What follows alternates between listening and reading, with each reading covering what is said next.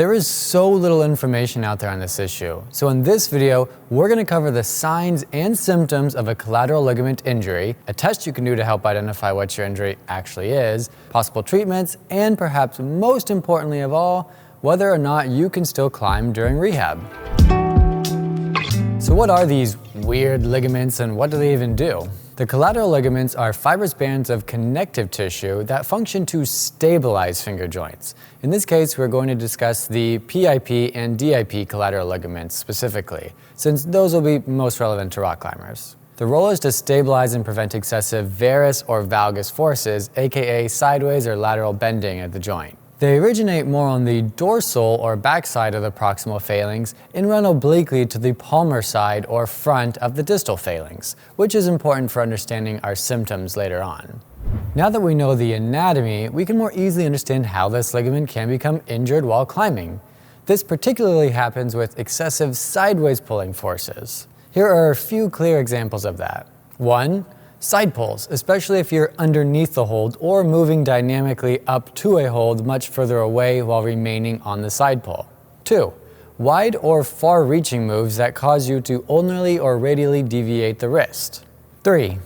Gastons that are far overhead or significantly out to the side. And 4. Finger locks, especially if they are heavily loaded due to poor feet or poor wrist positioning. You may have noticed a general trend with a few of those. This ligament is more likely to be strained when the wrist is not in line with the hold, meaning you have ulnar or radial deviation of the wrist. Also, in general, injury to the collateral ligament is more likely with dynamic movements, but it is still possible to suffer an injury when performing an intense static movement. There are, of course, other causes of collateral ligament injuries, such as acute trauma. For example, a dislocation of the joint can result in damage to the collateral ligament and should be evaluated by a specialist to determine the need for further assessment or imaging. If you suspect you've injured your collateral ligament, here are some common signs and symptoms. Make sure to only use mild to moderate pressure when testing yourself. You should never have to exert large amounts of force or endure more than mild discomfort, if any. Pressing hard enough anywhere in the body can produce pain, so be gentle. Pain on one side of a single joint, either DIP or PIP joint. Tenderness to palpation here as well. Possible swelling, redness, and inflammation. Loss of range of motion and or pain reproduction with joint flexion. Hypermobility or pain when performing a lateral stress test. This last one is quite important as it can help delineate between grades and severity of injuries. It should be performed with the joint both in about 10 degrees and about 30 degrees of flexion to test both collateral ligaments. If these symptoms apply to you, the next step would be determining the severity of your injury, which will help us make more informed rehab decisions. Unfortunately, with collateral ligaments, determining the severity on your own can be pretty tricky. We're still going to provide a little guide to help you, but if you're experiencing any instability with the lateral stress test, you should probably see a skilled professional for further evaluation.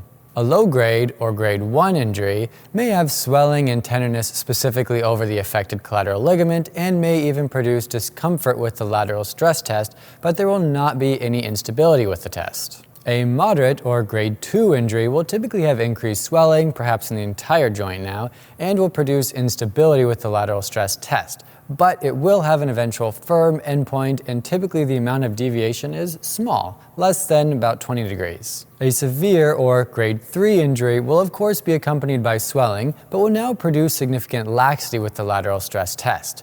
It will be greater than about 20 degrees, but it still may present with a firm end feel.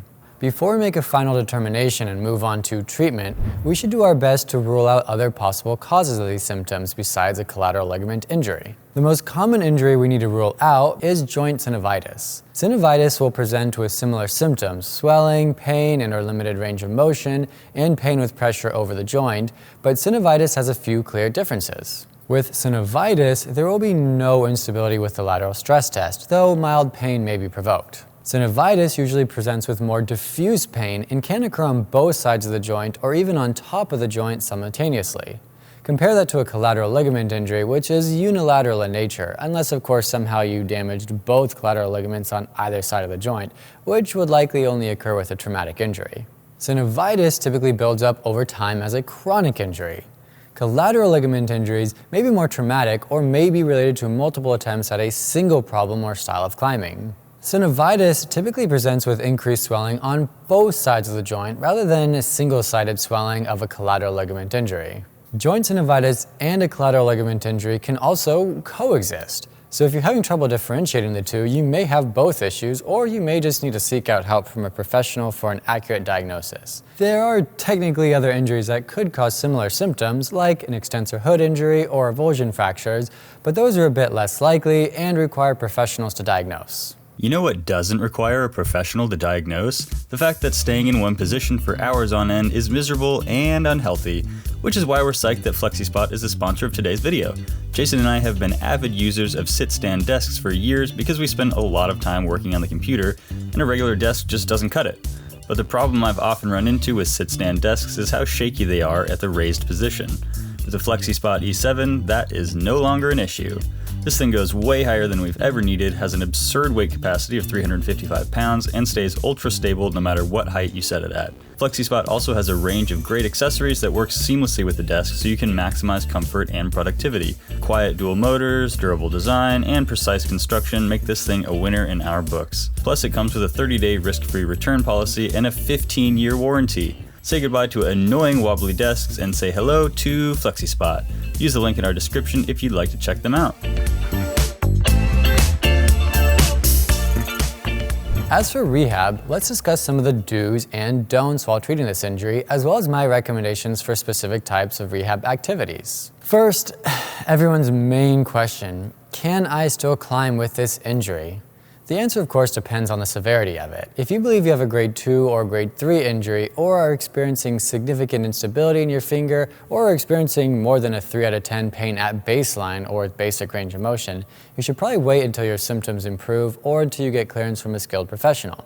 But if you have no instability and the pain is manageable, try to keep your wrist in line with the direction you're pulling to avoid lateral forces on the fingers. Load the fingers in a controlled manner and stop if the position causes you pain. Taping could be used for support, simply to reinforce the joint and help reduce the stress of lateral forces while climbing, or you could consider buddy taping to help further stabilize the joint and reduce unwanted forces. As for specific forms of treatment, unfortunately with this injury, there isn't a ton you can do other than waiting it out and not exacerbating it with climbing. But there are a few things you can do. Active range of motion. Maintaining healthy joint range of motion is important because it improves outcomes with these injuries. This is done by preventing adhesion formation and encouraging proper organization of the healing tissue, among other factors. We can use tendon gliding to achieve this.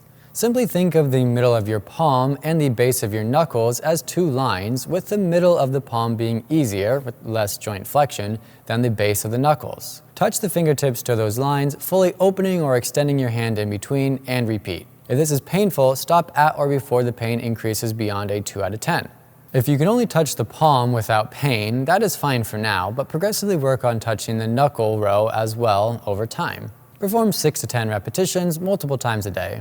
It's essential to stay active and keep the body, especially the upper extremity and hands, moving. This is a great time to introduce more gym training to your program while reducing your climbing load. You can even perform safe finger strengthening if you have a lower grade injury. Essentially, anything that does not cause pain at the finger is encouraged, except of course obvious exercises that put excessive direct lateral forces on the fingers. You could also consider implementing blood flow restriction training at this time to potentially increase the response of the tissue without as much load. Gentle cross-friction massage techniques can be applied to this area to try and stimulate the tissue. Simply use your other hand and apply gentle pressure over the affected area and move in small motions, up and down, left and right, and maybe even some circles for fun. Perform for 2 to 3 minutes daily, or even up to 2 to 3 times a day.